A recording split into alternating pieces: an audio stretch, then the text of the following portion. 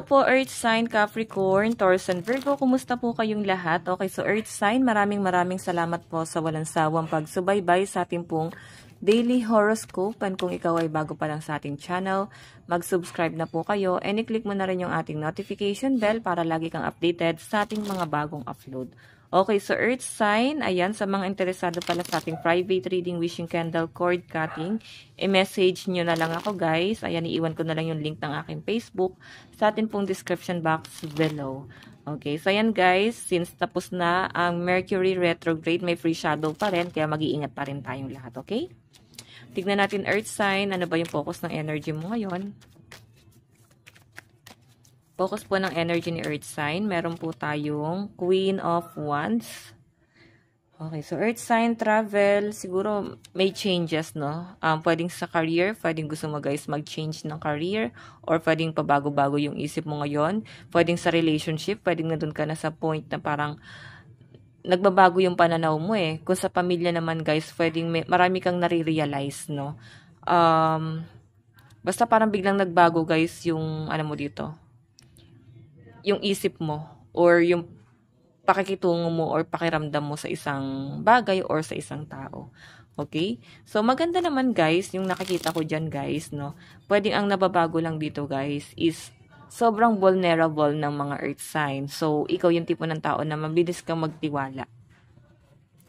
Okay, tapos lately mo na, parang late mo na guys, nare-realize na dapat pala hindi ganon. Tama naman yun guys. Magduda bago magtiwala, pero hindi kita hatlagan na magtiwala guys, no? Ganon lang, no? Parang aralin nyo guys kung dapat nyo ba na pagkatiwalaan ng isang tao. Kasi guys, eto guys, Queen of Wands, yung Wands kasi parang mabilis magtiwala yan. Okay? Mabilis mauto, mabilis mapaikot. Yan yung nakikita ko sa inyo. Tignan pa natin overall energy.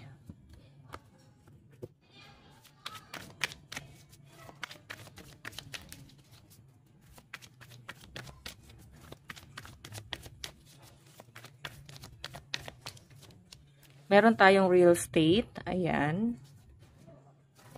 Actually guys, hindi ko nakita na parang nagbebenta ng bahay. Parang nagbebenta ng gamit. Baka meron kayong gamit na gustong ibenta. Course. So, yung iba sa inyo parang nafe-feel niya na parang nauulit yung sitwasyon. Parang sabi kasi nila guys, kung napapansin mo na parang paulit-ulit sa inyo yung isang bagay, ibig sabihin hindi mo siya na-overcome or tinatakasan mo yung problema or wala kang natututunan doon sa bagay na yon. Okay, pag paulit-ulit yung nangyayari. So, pag may natutunan ka na doon, hindi na siya guys mangyayari. Ibang cycle na yung paparating sa inyo. Okay, focus ka sa goal mo. Yun lang yung mas importante. Then, wag kang ma-distract. Mabilis ka guys ma-distract eh. Kaya parang mabilis magbago yung isip mo rito.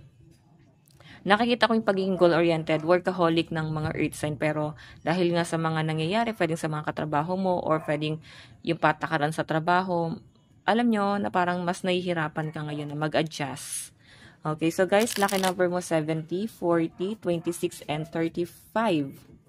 Okay, 38. 70, 40, 26, and 38. Tignan pa natin. Kasi guys, ito may course kasi. Okay, may mga blockages sa inyo. Kaya nahihirapan ka na makuha yung goal mo sa buhay. Nahihirapan kang maging successful. Ngayon parang mas china-challenge po yung mga earth sign. Okay, kasi may pumipigil, pwedeng nawawalan ka ng confident or dahil nga pabago-bago ka guys ng mga desisyon sa buhay, no? Okay, yung tipong nandito ka na at biglang magbabago yung isip mo na at pala hindi ko muna ginawa. So sabi nga nila guys, sabi ko nga, lagi ko guys uulit-ulitin, huwag tayong magde-decide base sa ating emosyon. Kasi, ano yun eh, parang baka pagsisihan natin sa huli, no? Like, huwag kang magdedesisyon pag sobrang saya or sobrang lungkot mo. Dapat nandun ka sa balanse, okay? And be logical, guys, okay? Tingnan pa natin earth sign. Meron tayong King of Coins. Ayan, real estate siguro ngayon. May mga ahente rito na nagbebenta ng bahay or lupa.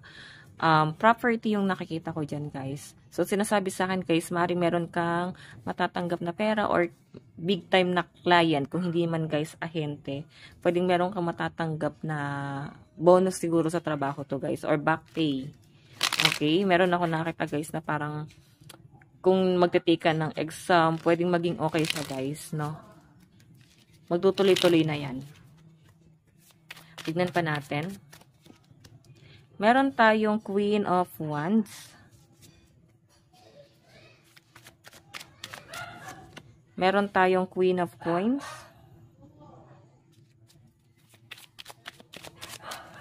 Meron tayong 3 of Wands. So, more on sa business yung nakikita ko guys and sa trabaho, no? Hindi nyo masyadong iniisip ngayon o hindi masyadong focus yung love life mo. Okay, so, King of Coins, real estate, eto guys, sa business, siguro may mga part-time ka, may mga inaano kayo, na-apply ang ibang trabaho kasi hindi pwede na ito lang yung source of income mo. So, nandun ka sa point na marami kang kumbaga parang marami kang part-time, okay? Parang kailangan. And lalo na kung maraming umaasa sa mga earth sign.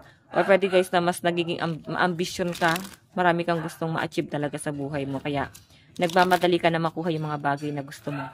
Okay? So, meron tayo guys, Course and Queen of Wands. Yan, protektahan mo yung sarili mo kasi Queen of Wands ka rito. Mabilis ka makaka-absorb ng mga negative energy. Pwede sa mga nakakasalamuha mo, sa mga katrabaho, sa pamilya, or pwedeng sa labas ng tahanan, or pwedeng nasa loob mismo ng tahanan. So, ugaliin guys na mag-cleanse or mag-salt bath para ma-release nyo guys yung mga negative energy. So, meron tayo guys, Gold and Queen of Coins. So, guys, ma-achieve mo yan guys, no? Kasi nandito na yung Queen of Wands. Ito na yung Gold, oh. So, parang tiyaga lang. Magtiyaga ka lang sa kung ano man yung sinisimulan mo ngayon kasi makukuha at makukuha mo yan. Okay? Talagang pagtsatsagaan mo lang to. So, kung sa tingin nyo guys is nagkakaroon ng ups and down, normal siya guys kasi pwedeng dahil nga sa pabago-bagong decision mo sa buhay. So, ito guys, natural disaster. Tapos, 3 of Wands. So, wag nyo guys hayaan na mawala yung mga opportunity na dumarating sa inyo. Okay? Kung may mga opportunity dumarating, i-grab nyo lang ng i-grab yun.